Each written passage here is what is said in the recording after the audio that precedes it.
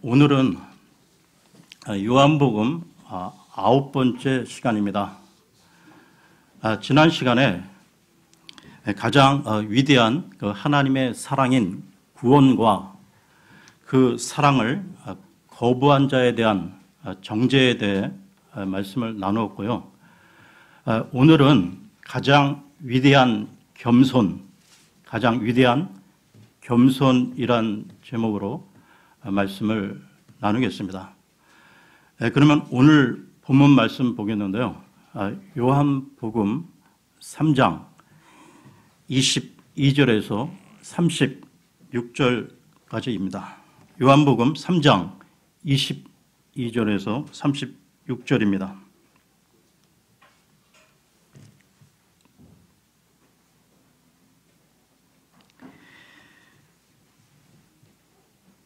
이 일들 뒤에 예수님과 그분의 제자들은 유대 땅으로 들어갔고 그분은 거기서 그들과 함께 지내시며 침례를 주시더라.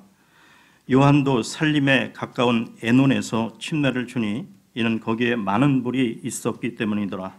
또 그들이 와서 침례를 받으니 이는 요한이 아직 감옥에 갇히지 아니하였기 때문이더라. 그때 요한의 제자들 중에 몇 사람과 유대인들 사이에 정결하게 하는 일에 대하여 논쟁이 벌어지매 그들이 요한에게 나와 그에게 이르되 랍비여 선생님과 함께 요르단 건너편에 계시던 분 곧 선생님이 증언하신 분 바로 그분께서 침례를 주매 보소서 모든 사람들이 그분께로 가나이다 하니 요한이 응답하여 이르되 하늘에서 주지 아니하시면 사람이 아무것도 받을 수 없느니라. 너희 자신이 나에 대해 증언하되 곧 내가 이르기를 나는 그리스도가 아니요 그분 앞에 보내어진 자라 한 것을 증언하느니라.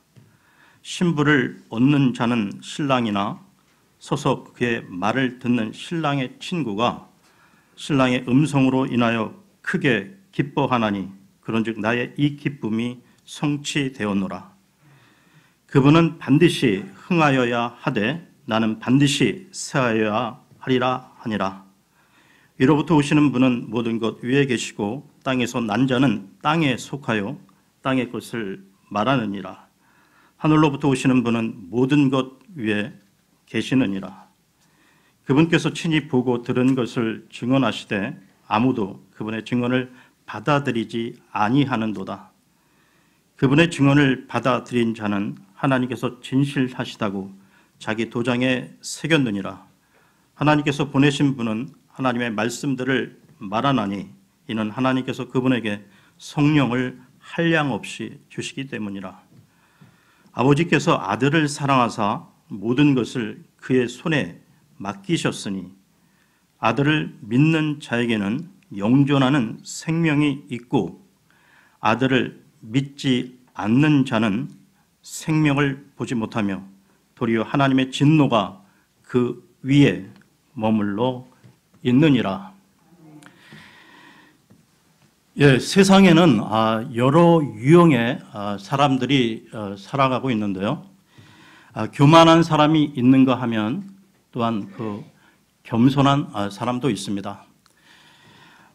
특별히 이 구약의 잠언에서는 이 교만과 이 겸손에 대해 서로 대조적으로 비교하면서 교훈의 말씀을 주고 있는데요. 그러면 잠언의 말씀을 직접 찾아보겠습니다. 잠언 11장 2절을 보겠습니다. 잠언 11장 2절입니다.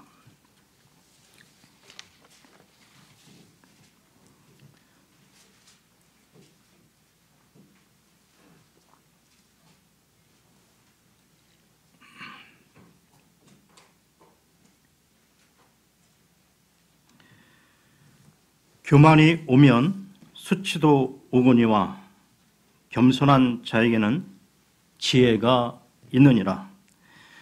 그리고 잠언 16장 19절을 보겠습니다. 16장 19절입니다.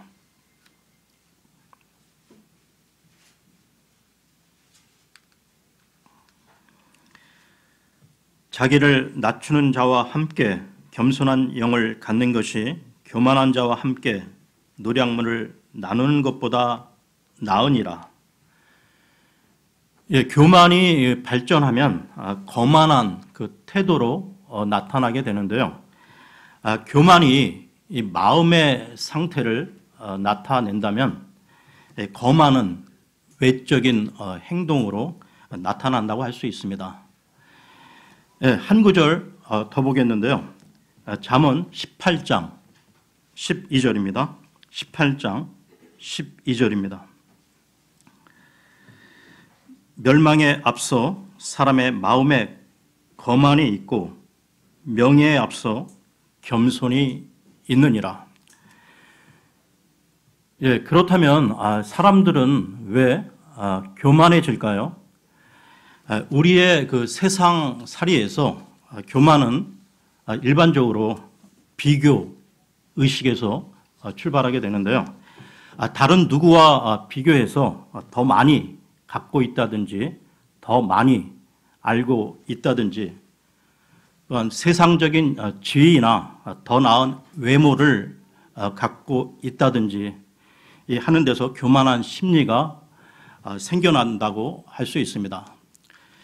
더구나 오늘날 우리가 살아가는 이 시대에는 자기 PR 시대, 자기 홍보 시대로 더 이상 자신을 있는 모습 그대로 드러내거나 혹은 스스로를 낮추는 이 겸손을 칭찬하지 않는다는 건데요.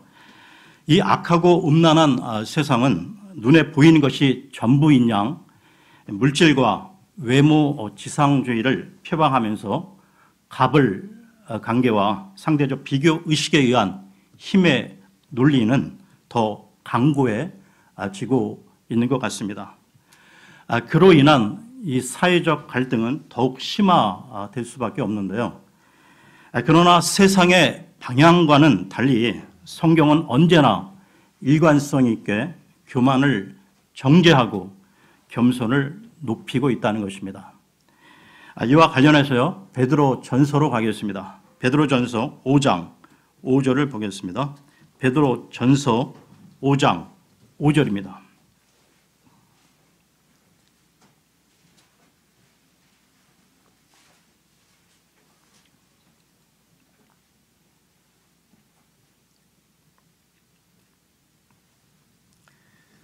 너희 젊은 사람들아, 이와 같이 장로에게 복종하고 참으로 너희가 다 서로에게 복종하며 겸손으로 옷 입으라. 하나님께서는 교만한 자는 물리치시고 겸손한 자에게는 은혜를 주시느니라. 그렇다면 왜 하나님은 이 교만을 대적하실까요? 성경은 교만의 근원을 마귀라고 말하고 있는데요. 그와 반대로 이 겸손의 근원은 예수 그리스도이십니다. 예수님께서는 친히 나는 마음이 온유하고 겸손하니 라고 말씀하셨는데요.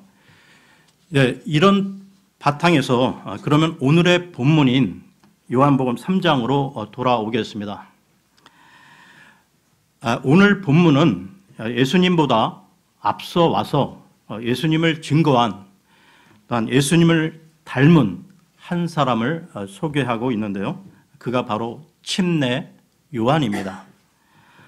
예수님은 그를 가리켜 여자가 낳은 자 중에 침례 요한보다 더 큰 이가 없도다라고 극찬하셨는데요. 그렇다면 침례 요한이 그 위대하면서도 또한 겸손의 사람이 될 수 있었던 이유는 어디에 있었는가? 오늘 본문 요한복음 3장 22절을 보겠습니다. 요한복음 3장 22절입니다. 이 일들 뒤에 예수님과 그분의 제자들은 유대 땅으로 들어갔고 그분은 거기서 그들과 함께 지내시며 침례를 주시더라. 이 구절만 보게 되면 예수님께서 제자들과 함께 침례를 주신 것처럼 나오는데요. 이에 대한 자세한 설명이 요한복음 4장 1절, 2절에 나온다는 것입니다. 요한복음 4장 1절, 2절을 보겠습니다.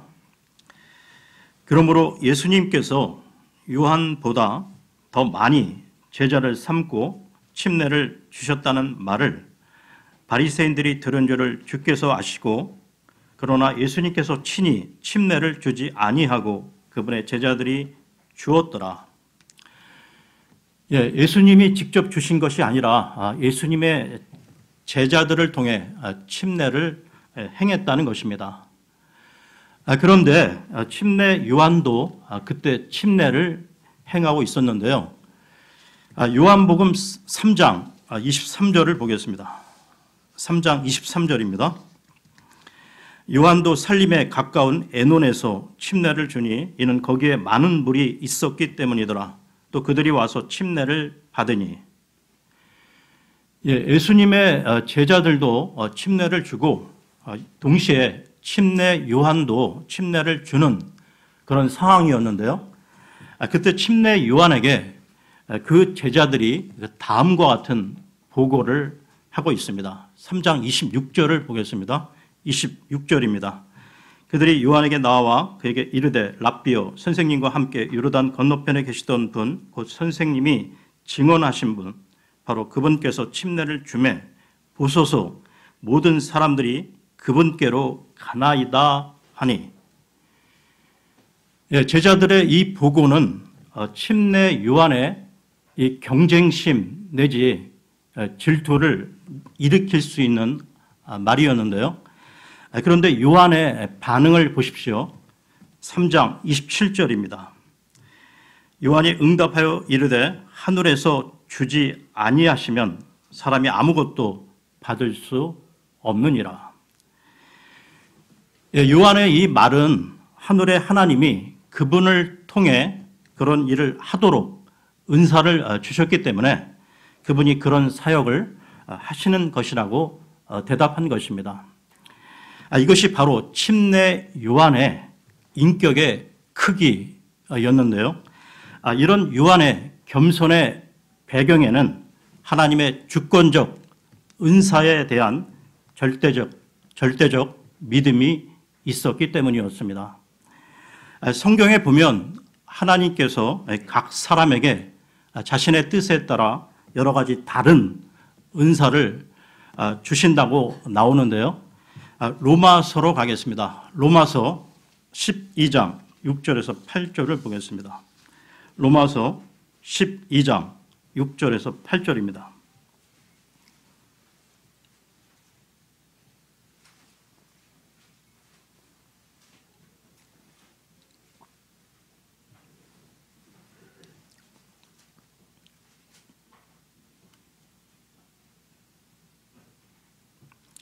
그런즉 우리에게 주신 은혜에 따라 우리가 다른 선물들을 가지고 있으니 대원이면 우리가 믿음의 분량대로 대원하고 혹은 사역이면 우리가 우리의 사역하는 일로 섬기며 가르치는 자는 가르치는 일로 섬기고 권면하는 자는 권면하는 일로 섬기며 주는 자는 단순함으로 그 일을 하고 다스리는 자는 부지런함으로 긍휼을 베푸는 즐거움으로 할 것이니라. 은사는 하나님의 선물인데요. 하나님은 그 하늘나라의 뜻을 이루고자 이 땅에서 일하는 그 일꾼들에게 각각 다른 다양한 은사들을 주셔서 사역을 진행하십니다. 따라서 우리는 각자에게 주신 은사를 따라 자신의 사역을 감당하면 되는 것이죠. 나중에 그리스도의 심판석에서 주님은 큰 은사, 작은 은사를 따라 우리가 얼마나 큰 일, 작은 일을 했는가를 보고자 하시는 게 아니고 우리가 얼마나 맡겨진 일에 신실하게 임했는가를 판단하실 것입니다. 이것이 바로 성경에 나오는 달란트 비유의 교훈인데요. 다시 말해서 은사의 크기가 크냐 작으냐가 아니라 문제는 신실함입니다. 각자 자신의 은사를 따라 신실하게 감당하면 되는 것이죠. 그러함에도 우리가 남의 은사를 질투하기 시작하면 그때부터 그 사람의 능력과 가능성은 오히려 약해지고 제한을 받게 된다는 것이죠. 믿음의 사람 침례 요한은 하나님의 절대 주권적 은사를 수용함으로써 예수님의 신실한 증언자가 될 수 있었던 것이죠. 다음으로 요한의 겸손을 이해하는 두 번째 것은 그가 자신의 소명적 위치, 즉 자신의 범위와 한계를 잘 알고 있었다는 것입니다. 요한복음으로 돌아와서요. 3장 28절을 보겠습니다. 3장 28절입니다. 너희 자신이 나에 대해 증언하되 곧 내가 이르기를 나는 그리스도가 아니요 그분 앞에 보내어진 자라 한 것을 증언하느니라. 이처럼 침례 요한은 자신의 정체성에 대한 분명한 이해를 갖고 있었습니다. 그 다음 이어지는 그의 고백을 보겠는데요. 3장 29절입니다. 신부를 얻는 자는 신랑이나 서서 그의 말을 듣는 신랑의 친구가 신랑의 음성으로 인하여 크게 기뻐하나니 그런즉 나의 이 기쁨이 성취되었노라. 여기서 신랑은 예수 그리스도시며 신부는 교회이고 신랑의 친구는 침례 요한인데요. 침례 요한은 신랑의 친구, 즉 신랑의 들러리로 만족한다는 것입니다. 하나님이 그의 역할을 들러리로 부르셨다면 들러리로 만족해야지요. 모든 사람이 다 신랑이 될 수는 없다는 것입니다. 여러분, 소명은 말 그대로 하나님의 부르심인데요. 우리 각자를 향한 하나님의 부르심을 알고 우리가 그 역할에 충실함으로 보람을 느낀다면 우리는 후회 없는 삶을 살아가게 될 것입니다. 미국의 그 유명한 오케스트라 지휘자였던 레너드 번스타인이라는 사람이 있었는데요. 누군가가 이 여러 악기들이 참여하는 이 오케스트라에서 가장 구하기 힘든 연주자는 어떤 파트냐고 물었다고 합니다. 그때 그의 대답은 제2 바이올리니스트였다고 했는데요. 이 말이 무슨 말이냐면 제1 연주자는 많지만 그와 함께 아름다운 화음을 내어줄 제2 연주자를 찾기가 쉽지 않다는 것입니다. 만일 아무도 제2 연주자가 되기를 원치 않는다면 오케스트라의 아름다운 그 음악은 나오기 힘들겠지요. 이와 마찬가지로 하나님도 당신의 오케스트라에서 자신의 소명을 따라 그 위치를 지킬 줄 아는 제2 사명자를 필요로 하십니다. 침례 요한은 그의 소명이 예수 그리스도의 오실 길을 준비하고 그분을 높이는 일인 것을 알았던 것이죠. 계속해서 침례 요한의 고백을 들어보겠습니다. 3장 30절입니다. 그분은 반드시 흥하여야 하되 나는 반드시 쇠하여야 하리라 하니라. 지금 침례 요한은 매우 중대한 역사적 분기점에 서서 새 시대의 도래를 선언하고 있는 건데요. 그러면서 자신은 뒤로 물러나 투옥되었다가 참수형으로 사라질 것을 암시하고 있는 것입니다. 어디까지나 교회 시대는 교회 시대라는 새 시대의 그 주인공이신 예수 그리스도가 융성해야 하고 자신은 과거의 경륜인 율법 시대와 함께 막을 내려야 함을 고백하고 있는 것입니다.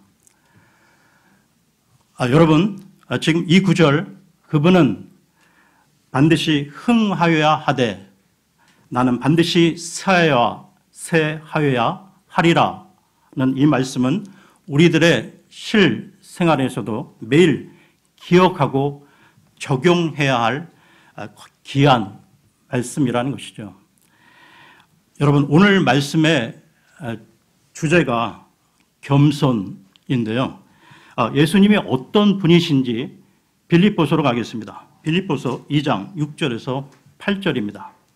빌립보서 2장 6절에서 8절입니다.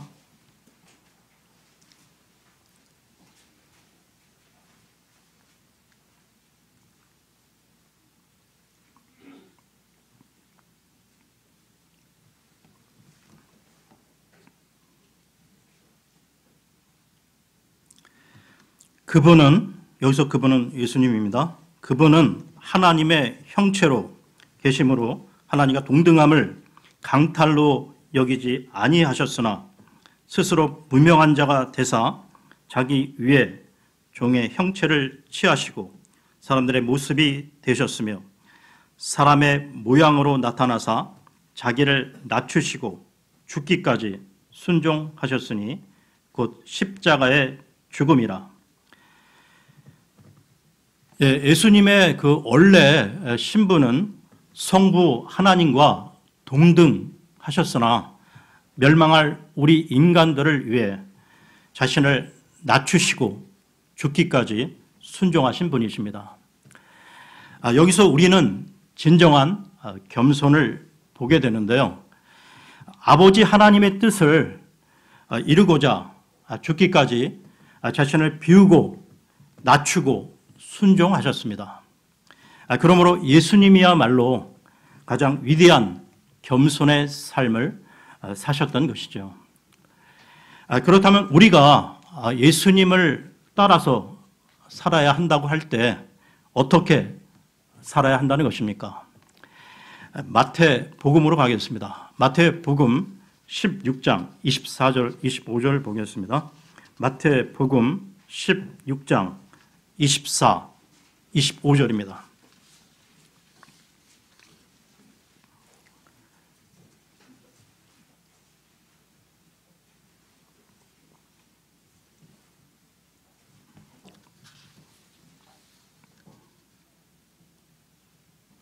그때 예수님께서 자기 제자들에게 이르시되 어떤 사람이 나를 따라오려거든 자기를 부인하고 자기 십자가를 지고 나를 따를지니라. 누구든지 자기 생명을 구원하려 하는 자는 그것을 잃을 것이요 누구든지 나로 인해 자기 생명을 잃으려 하는 자는 그것을 찾으리라. 그러므로 우리는 이 예수님의 겸손을 배워야 한다는 것입니다.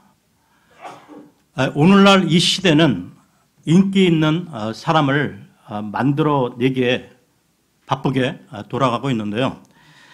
이 시대의 대중매체는 땀과 대가가 없이도 순식간에 이 가공된 명성을 얻게 할 수 있다는 것입니다. 그래서 유명한 사람들은 많아지고 있지만 그에 비해 세상을 감동시키고 움직일 수 있는 위대한 인격을 만들어내지 못하는 시대가 되었습니다. 그런데 더 안타까운 것은 하나님을 믿는 사람들조차 신앙의 순수성을 잃고 하나님이 자신에게 주신 이 소명의식을 잃어가고 있다는 것입니다.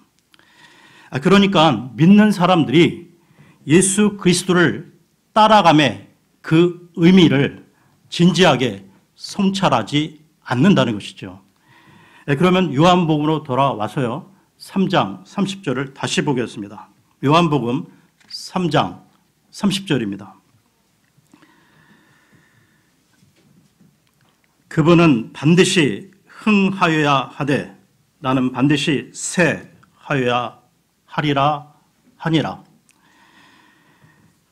예수 그리스도께서는 죽으시기 위해 이 세상에 오셨지만 죽으심으로써 모든 시대에 걸쳐 영원토록 살아계십니다. 이것을 우리에게 영적으로 적용한다면 우리 또한 흥하기 위해서는 먼저 쇠하여야 한다는 것이지요. 그런가 하면 주님께서 흥하기 전에는 우리가 쇠하여 질 수도 없다는 것입니다. 성경은 우리에게 우리 자신이 죄에 대하여 죽은 것으로 간주하라고 하는데요. 로마서로 가겠습니다. 로마서 6장 11절을 보겠습니다. 로마서 6장 11절입니다.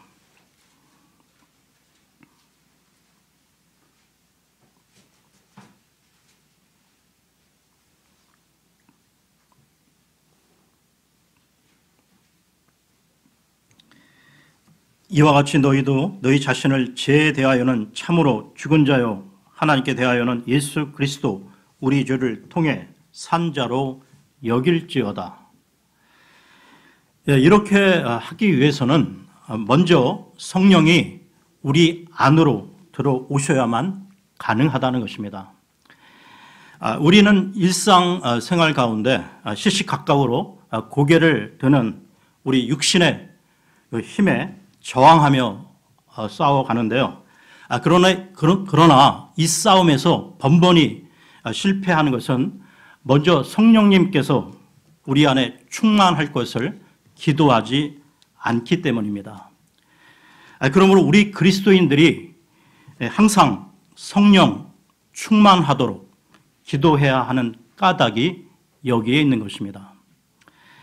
다시 정리하자면 주님께서 흥하지 않으면 우리 자신이 쇠하지 않는다는 것입니다. 즉 성도가 죄를 멀리하며 성령 충만해야 그 어떤 일에서도 하나님의 능력을 발휘하여 성공적으로 수행해 나갈 수가 있다는 것이죠. 요한복음으로 돌아와서요. 3장 31절을 보겠습니다. 요한복음 3장 31절입니다. 위로부터 오시는 분은 모든 것 위에 계시고 땅에서 난 자는 땅에 속하여 땅의 것을 말하느니라. 하늘로부터 오시는 분은 모든 것 위에 계시느니라. 침례 요한은 예수 그리스도를 한껏 높여드리고 있는데요. 그분께서는 위로부터 오셨고 그렇기 때문에 모든 것 위에 계신 데 반하여 자신은 땅에서 난 자이기에 땅에 관한 일밖에 말하지 못한다는 것입니다. 그러면 요한복음 3장 34절을 보겠습니다. 3장 34절입니다. 하나님께서 보내신 분은 하나님의 말씀들을 말하나니 이는 하나님께서 그분에게 성령을 한량없이 주시기 때문이라. 여기에도 삼위일체가 등장하는데요. 예수 그리스도께서 이 땅에 오셨을 때 하나님께서 그에게 성령을 한량없이 주셨다는 것은 전능하신 하나님께서 몸소 그분의 육체 속에 성령으로 구현되어 계신 것을 말하는 것입니다. 계속해서요. 3장 35, 36절을 보겠습니다. 아버지께서 아들을 사랑하사 모든 것을 그의 손에 맡기셨으니 아들을 믿는 자에게는 영존하는 생명이 있고 아들을 믿지 않는 자는 생명을 보지 못하며 도리어 하나님의 진노가 그 위에 머물러 있느니라. 여기 그 36절을 잘 보시기 바랍니다. 아들을 믿는 자에게는 영존하는 생명이 있고 아들을 믿지 않는 자는 생명을 보지 못하며 도리어 하나님의 진노가 그 위에 머물러 있다고 나오는데요. 개역 성경은 이 아들을 믿지 않는 자 이 부분을 변개시켰다는 것입니다. 즉 아들을 믿지 않는 자를 아들을 순종치 아니하는 자로 말이죠. 여러분, 이 변개가 왜 큰 문제가 되냐면 아들을 믿지 않음으로 영원한 생명을 얻지 못하고 하나님의 진노가 그 위에 머무르는데 말입니다. 그런데 아들을 순종치 아니하는 자가 되면 행위 구원을 강조하는 것으로 아들을 믿지만 육신의 연약함으로 순종치 않는 사람에게 구원의 확신을 갖지 못하게 한다는 것이죠. 이처럼 이런 변개된 구조를 보는 제도권 교인들은 구원의 확신을 갖기가 어렵다는 것입니다.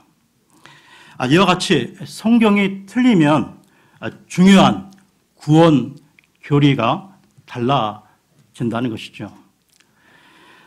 우리에게 이 바른 킹제임스 성경이 주어졌다는 것은 얼마나 큰 축복이 아닌지 모르겠습니다.